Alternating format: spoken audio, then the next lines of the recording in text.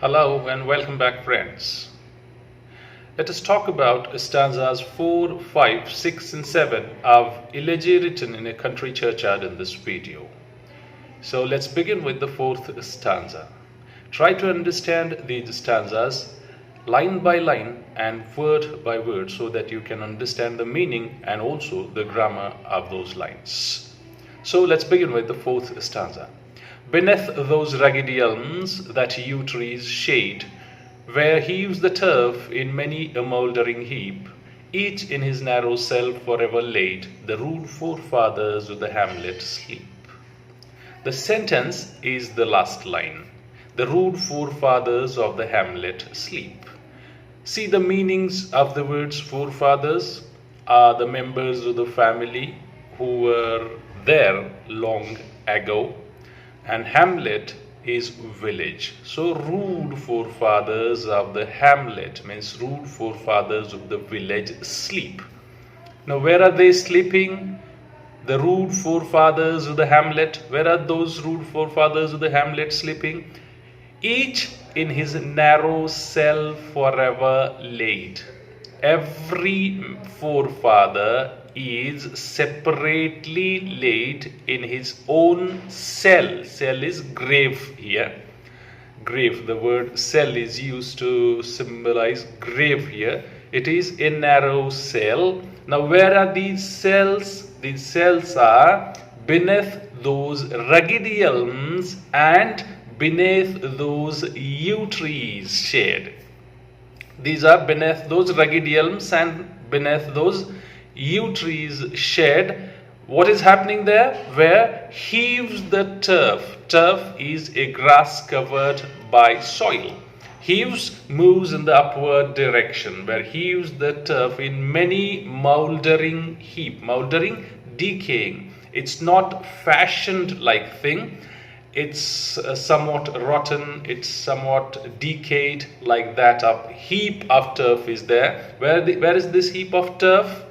Heap of turf is beneath rugged elms and the shade of the yew trees. There are narrow cells, graves. In those graves, these forefathers of the village are sleeping.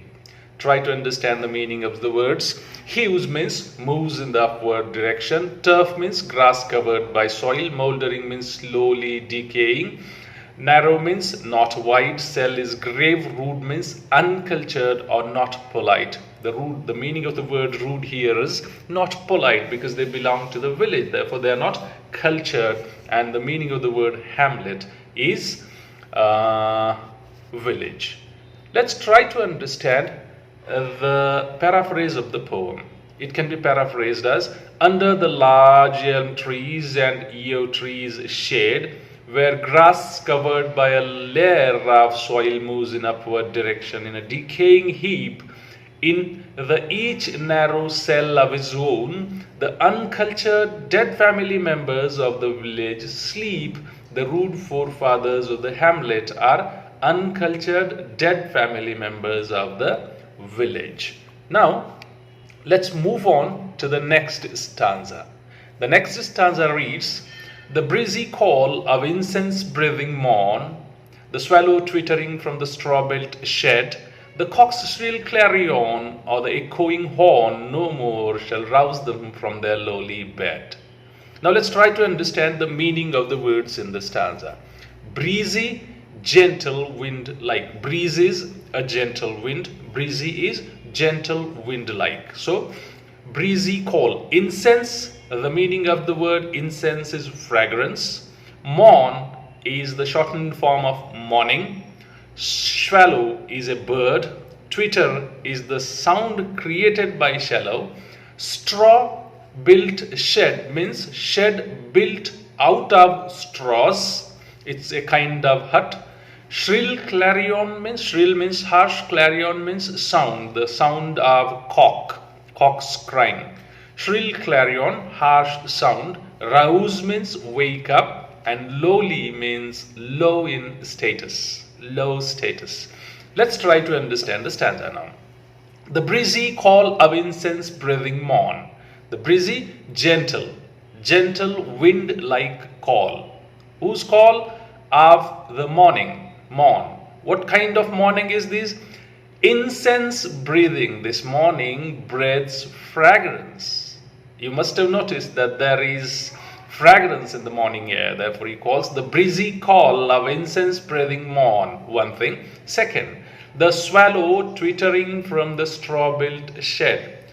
We generally hear twitter of the swallows in the morning. So the poet says, the swallow twittering from the shed. What kind of shed? Shed built out of straws. The swallow twittering from straw-built shed. Third thing he says, the cock's shrill clarion, the shrill sound of the cock, or the echoing horn, the sound of the horn that is being echoed. These four things act as the subject of this sentence. Remember, the breezy call of incense breathing morn, the swallow twittering from the straw-built shed, the cock's shrill clarion, and echoing horn. According to poet, poet tries to say that no more shall rouse them from their lowly bed. These things will not be able to wake them up from their sleep, because they are sleeping in the graves as they are dead. These sounds won't make any effect on them. That is what poet tries to say through these lines. See how beautifully poet has picturized those things and created images out of words. I mean, he speaks of the morning as the incense breathing morn. He speaks of twittering of shadows. He speaks of cock's clarion, and he also speaks of the echoing horn. And these things will not be able to rouse those sleeping dead people, dead forefathers of the village, from their lowly bed. The bed is called lowly because it is not grand. It's low in status. As it is low in status, poet calls it as a lowly bed. Let's try to paraphrase and understand things. The gentle call of fragrant morning, swallow twittering from the shed made up of straw, the harsh sound of cock or echoing horn shall no more wake them up from their bed. Bed is lowly.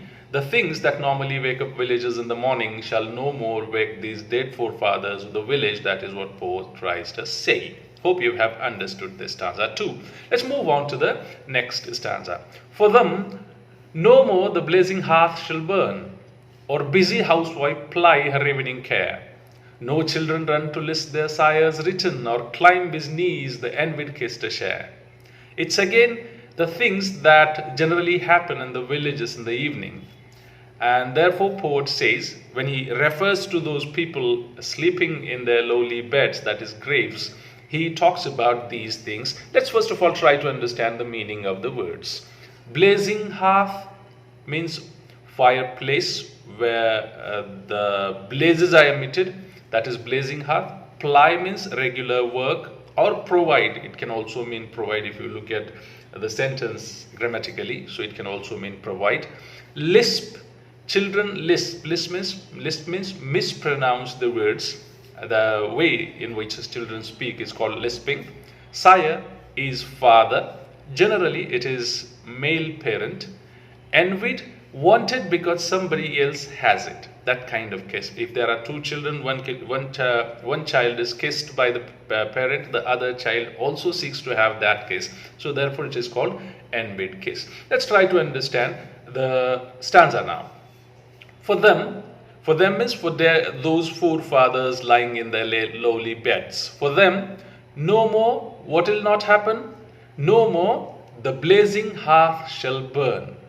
The hearth shall not burn for them, to protect them from the cold. Generally, hearths are burned to protect people from the cold. They get themselves warm near the hearth.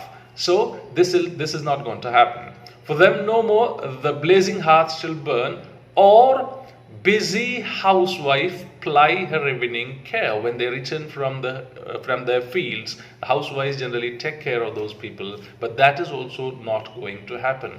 The busy housewife won't ply her evening care for those people. What will not happen again? No children run to lisp their sire's written. When they come, children will run and they mispronounce that father is coming, or likewise. So this is also not going to happen, because they are not going to return from their fields now, because as they are dead, lying dead in their narrow cells or the graves. Next thing, or climb his knees. No child will climb the knee of that parent now to share the kiss, the envied kiss. This is what poet wants to say through these lines. Let's try to understand the paraphrase of these lines. No hearth shall burn for them now, no housewife shall toil for him, no children will mispronounce their fathers written from the fields or climb his knees to share the envied kiss. Now to the 7th stanza. Oft did the harvest to their sickle yield, their furrow oft the stubborn glebe has broke. How jocund did they drive their team afield, how bowed the woods beneath their sturdy stroke. Let's understand the meaning of the words first. Oft is often, harvest is standing crops, sickle is a tool used by farmers to cut the crops, yield means surrender, furrow means line in the field, it also means the furrow of plough, stubborn means firm, which refuses to change, glebe means land, glebe, it is actually glebe is land, jocund means cheerful, bowed means bent down, came down, sturdy stroke is powerful blow. Now try to understand these things. How oft did the harvest to their sickle yield? Poet knows that often harvest, standing crops, has yielded to their sickle. I mean, crops were cut with the help of sickle by those farmers often. How oft did the harvest to their sickle yield? Their furrow of the plough that goes through the soil, glebe. How often did the harvest to their sickle yield? Their furrow of the stubborn glebe has broke. Their furrow has broken the stubborn glebe, the hard land. Their furrow has broken the hard land. When they work, land splits into two parts. It becomes smooth. The furrow of the stubborn glebe has broke. How jocund did they drive their team afield. When they worked in the fields, they were very happy, cheerful, jocund. They were jocund. Jocund means happy, cheerful. And they drove their team through the fields when they worked there. How bowed the wood beneath their sturdy stroke. And when they used their axe, bowed, bent down. The woods bent down beneath their sturdy stroke. When they used their axe to cut the trees, the branches of the trees bent down. They came down. Their strokes were sturdy. Sturdy means powerful. Stroke means blow. So let's now try to understand the paraphrase. Often the standing crops surrender to their sickle. Their plough has broken the stubborn land. They cheerfully drove their team in the fields, and the woods bent down at the powerful stroke of their axe. To make it simple, let's try to understand it in simple terms. In the 4th stanza, poet tells about the place where forefathers of the hamlet are buried. In the 5th stanza, he speaks about the things that generally wake the villagers, but will not be able to wake the dead people. In the 6th stanza, the poet speaks about the things that generally happen in the evening when villagers return from the field. And in the 7th stanza, the poet speaks about the things done in the past by the villagers. I think you've understood these 4 stanzas. If you have understood it, it's well and good. If not, watch it once again. Thank you very much.